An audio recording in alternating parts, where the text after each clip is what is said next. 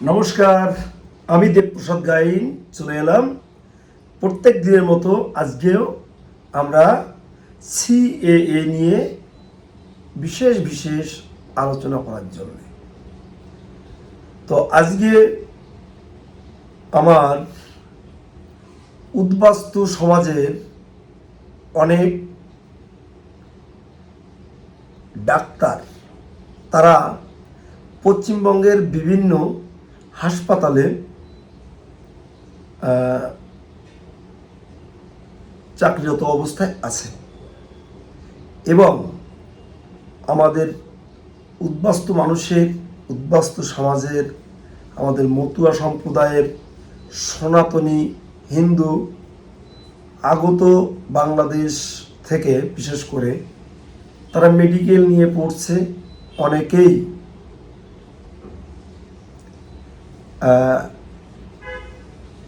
এই মুহূর্তে SC card দিয়ে তারা এই পঠনরত অবস্থায় আছে। তাদের প্রত্যেকের প্রশ্ন, আমরা এসসি কার্ড দিয়ে ডাক্তারি পড়ছি, আমার এই এসসি কার্ড রিভেরিফাই হলে আমার কার্ডটি বাতিল হওয়ার সম্ভাবনা বেশি। আমাকে বলছে, আপনি তো জানেন আমরা বাংলাদেশ থেকে এসেছি, এসে সবাই যেভাবে এসসি কার্ডটি করে আমারটাও আমি সেভাবে করেছি। কেউ বলছে আমি দুয়ারে সরকারে করেছি, কেউ বলছে আমি লিঙ্ক দেখিয়ে করেছি, কেউ বলছে আমি দালাল চক্রকে টাকা দিয়ে করেছি। তো মতো অবস্থায় আমার এই পড়ালেখা এখানে কি থমকে যাবে, বন্ধ হয়ে যাবে? অনেক ডাক্তার ভাইয়েরা বলছে আমার কি এই ডাক্তারি রেজিস্ট্রেশনটা বাতিল হয়ে যাবে? তো মতো সময় আমি আপনাদের উদ্দেশ্যে কি বলতে পারি, সিএএ অ্যাক্ট অর্থাৎ এই সিটিজেনশিপ অ্যামেন্ডমেন্ট অ্যাক্টে, এই আইনে আমাদেরকে যে গাইডলাইন দেওয়া আছে, অর্থাৎ এই সিএএ আইনে যেটা বলা আছে সে আইনটি আমি আপনাদের একটু ঝালিয়ে দিই। আপনারা প্রত্যেকের হাতে অ্যান্ড্রয়েড ফোন আছে, গুগলসে গিয়ে আপনারাও দেখে নিতে পারবেন। তো এই আইনে স্পষ্ট করে একটি কথা বলা আছে যে পাকিস্তান, আফগানিস্তান এবং বাংলাদেশ থেকে আগত হিন্দু, বৌদ্ধ, খ্রিস্টান, শিখ, জৈন, ফার্সি এই 6 সম্প্রদায়ের মানুষ এই মহান ভারতবর্ষে চলে এসেছে বিভিন্ন সময়। এই দেশগুলি থেকে একেবারে মৌলবাদের অত্যাচারে হিন্দু বা এই সম্প্রদায়ের মানুষ হওয়ার কারণে অত্যাচারিত হয়ে তাদের জন্যে এই দেশের সরকার সিএ অ্যাক্ট অর্থাৎ এর আইনে বলেছে এখানে এই মানুষগুলো আসার পরে তারা voter card, Aadhaar card, SC card, PAN card, ration card, ব্যাংকের বই, জমির দলিল, তাদের চাকরি বাকরি ইত্যাদি ইত্যাদি যে সমস্ত ডকুমেন্টস তারা তৈরি করেছে, যদি তারা সিএএতে আবেদন করে তাহলে তাদের এই এসসি কার্ড সহ এদের একটি কাগজও বাতিল হবে না, তাদের কোনো সরকারি চাকরি বাকরিও বাতিল হবে না। তাই আমার এই উদ্বাস্তু সমাজের মানুষগুলো তাদের সমস্ত ডকুমেন্টসগুলো বাঁচিয়ে রাখার একমাত্র আশার আলো, আশার প্রদীপ সিএএ। এই ছাড়া আপনারা একটু ভেবে দেখুন, যখন বলেছে সরকার 2011 সালের পরে যত সার্টিফিকেট ইস্যু হয়েছে, SC certificate, ST certificate, OBC certificate, সবগুলো রিভেরিফিকেশান হবে।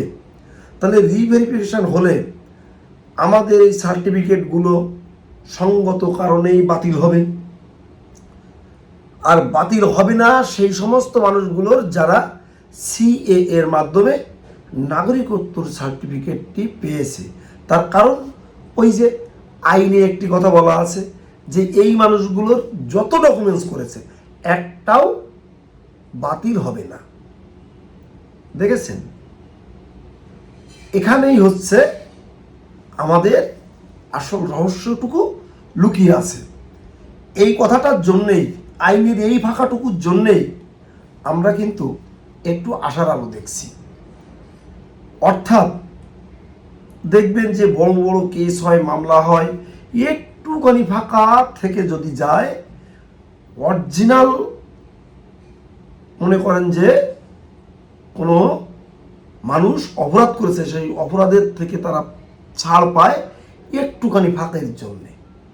আর ওই একটুখানি ফাঁকা আছে আমাদের জন্য যে তাদের কোনো ডকুমেন্টস বাতিল হবে না। কিন্তু আমাদের তাহলে এসসি যে কার্ডটি আছে সেটাও তো আমার প্রপার একটা ডকুমেন্টস, তাহলে কি করে বাতিল হবে? আমরা কোর্ট, আইন সব জায়গায় গিয়ে আমরা চ্যালেঞ্জ করতে পারবো। এই যে আমার এসসি কার্ড আছে, এই আইনে আমাকে বলেছে যে আমার কোনো ডকুমেন্টস বাতিল হবে না। এটাও এসসি কার্ডটাও তো আমার একটা ডকুমেন্টস। তাই আপনারা সিএতে আবেদন করে নাগরিকত্ব নিয়ে আপনি কিন্তু আপনার এসসি সার্টিফিকেটটি বাঁচাতে পারেন। আজকে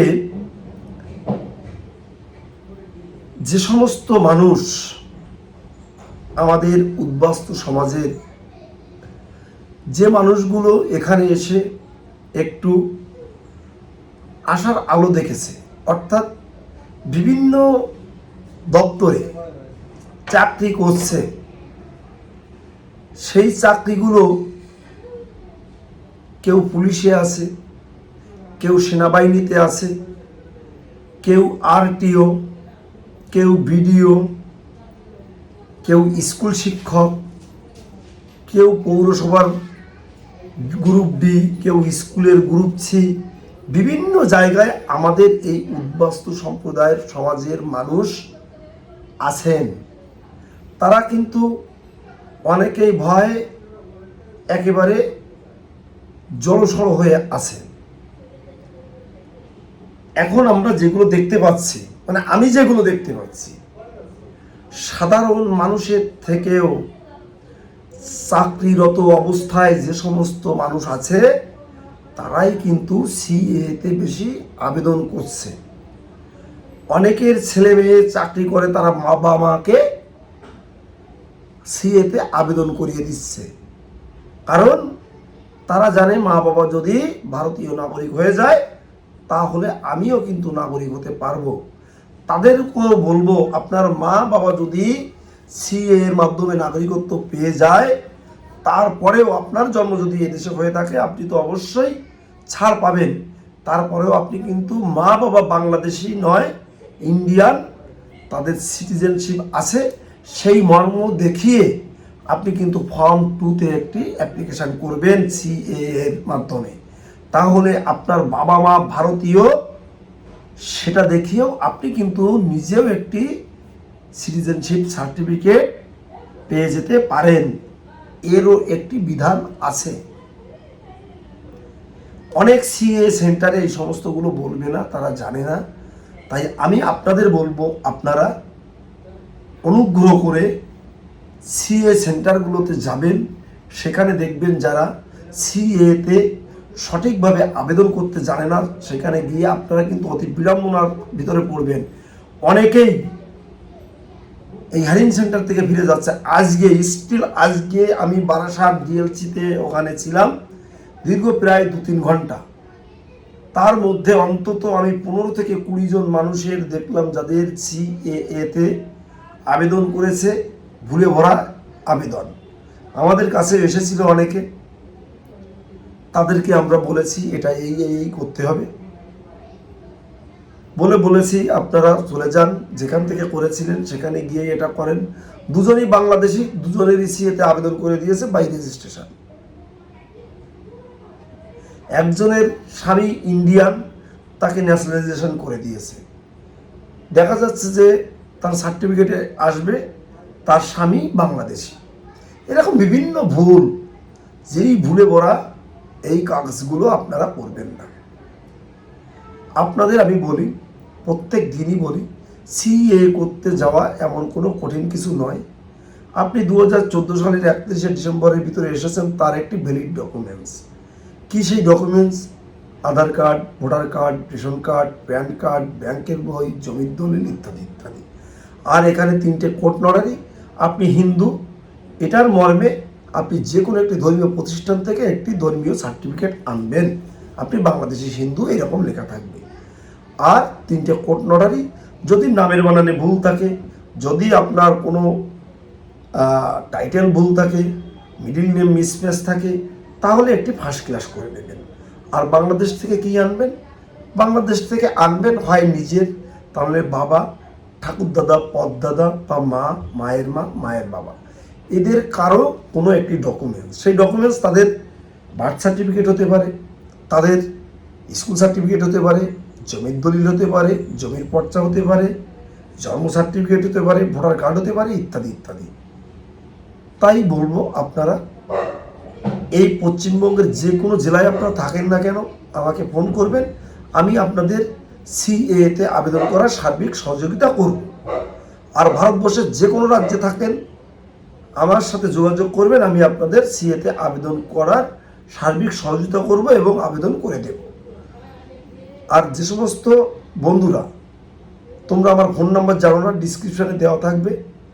ফোন নাম্বারটা নিয়ে সার্বিক কথাবার্তা আলোচনা করবে। আমার ফোন নাম্বার 9804682324।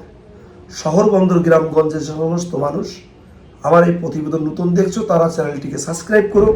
যারা প্রত্যেক দিন দেখো, তারা চ্যানেলের এই বক্তব্য শেয়ার করে দেশ ও দেশের বাইরের লোককে দেখার সুযোগ করে দিও।